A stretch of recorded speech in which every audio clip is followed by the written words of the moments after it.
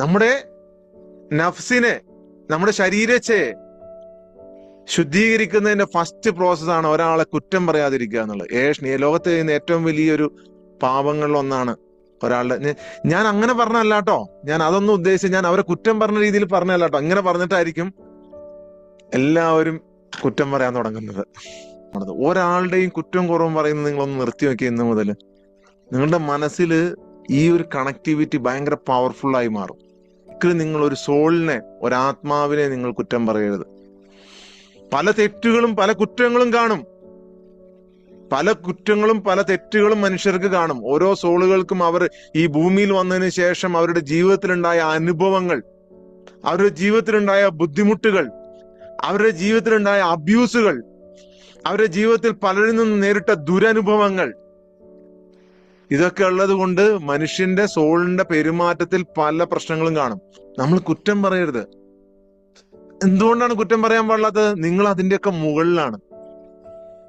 നിങ്ങൾ ഇന്ന് മുതൽ, അല്ലെങ്കിൽ നിങ്ങൾ ഈ പ്രോഗ്രാമിൽ പങ്കെടുക്കുന്ന അന്ന് മുതൽ നിങ്ങൾ സാധാരണ സോൾസ് അല്ല, നിങ്ങൾ പുണ്യാത്മാക്കളാണ്. അല്ലെങ്കിൽ സയന്റിഫിക്കലി പറഞ്ഞു കഴിഞ്ഞാൽ നിങ്ങൾ കുറച്ചുകൂടി പ്രകാശം ലഭിച്ച, നിങ്ങളുടെ ബ്രെയിനും ബോഡിയുമായിട്ട് നിങ്ങൾ ഡിവൈനിറ്റിയുമായിട്ട് കണക്ട് ചെയ്ത കുറച്ചുകൂടി മുകളിൽ നിൽക്കുന്ന ഒരു സോളാണ്. ഇത് നേടുന്ന ഒരു ഗുരുനാഥൻ എന്ന് പറഞ്ഞു കഴിഞ്ഞാൽ അദ്ദേഹം ഒരു പ്രകാശത്തെ സ്വീകരിച്ച ഒരാളായിരിക്കും. അദ്ദേഹത്തിന്റെ പ്രകാശം കുറച്ചുകൂടി ലൈറ്റ് ആൻഡ് ആയിരിക്കും, കുറച്ചുകൂടി തിളങ്ങുന്ന ഷൈൻ ആയിരിക്കും. അതിൽ നിന്ന് നിങ്ങളിലേക്ക് നൽകുന്ന പ്രകാശം നിങ്ങളും പ്രകാശിക്കുന്ന സോളായി മാറുകയാണ്. അപ്പൊ നിങ്ങൾ അതിന്റെ മുകളിലാണ്, ഈ സാധാരണ സോളുകളെക്കാൾ മുകളിലാണ്. ഒരിക്കലും നിങ്ങൾ കുറ്റം പറയരുത്. ഒരാളെയും നിങ്ങൾ കുറ്റം പറയാതിരുന്ന് നോക്കൂ. നാളെ മുതൽ അത്ഭുതങ്ങൾ സംഭവിക്കും നിങ്ങളുടെ ജീവിതത്തിൽ. നമ്മൾ കുറ്റം പറയരുത്. മനുഷ്യൻ സൃഷ്ടിക്കപ്പെട്ടിട്ട് ഈ ഭൂമിയിലുള്ള എല്ലാ സൃഷ്ടികളിൽ നിന്നും അവന് പല രീതിയിലുള്ള പ്രശ്നങ്ങൾ നേരിട്ടിട്ടുണ്ട്.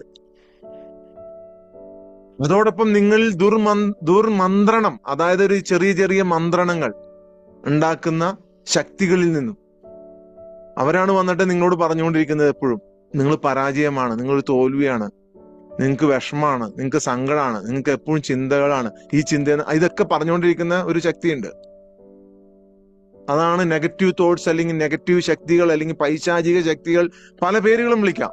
അപ്പൊ ആ ശക്തികളെല്ലാം നിങ്ങളെ ഉപദ്രവിച്ചുകൊണ്ടിരിക്കും എന്ന് തന്നെയാണ് ലോകത്തുള്ള എല്ലാ മതഗ്രന്ഥങ്ങളും പറയുന്നത്. നിങ്ങൾ അതിൽ നിന്നും കാവലിനെ തേടണമെന്നാണ് പറഞ്ഞത്. എങ്ങനെയാണ് നിങ്ങൾ കാവലിനെ തേടേണ്ടത്? നിങ്ങളുടെ ആത്മീയ ചൈതന്യം ഉയർത്തിക്കൊണ്ടാണ്. അല്ലെങ്കിൽ നിങ്ങൾക്ക് ഇതൊന്നും കിട്ടൂല. ആത്മീയ ചൈതന്യം നിങ്ങൾ ഉയർത്തണം. നിങ്ങളുടെ സ്പിരിറ്റിന്റെ ചൈതന്യം നിങ്ങൾ ഉയർത്തണം.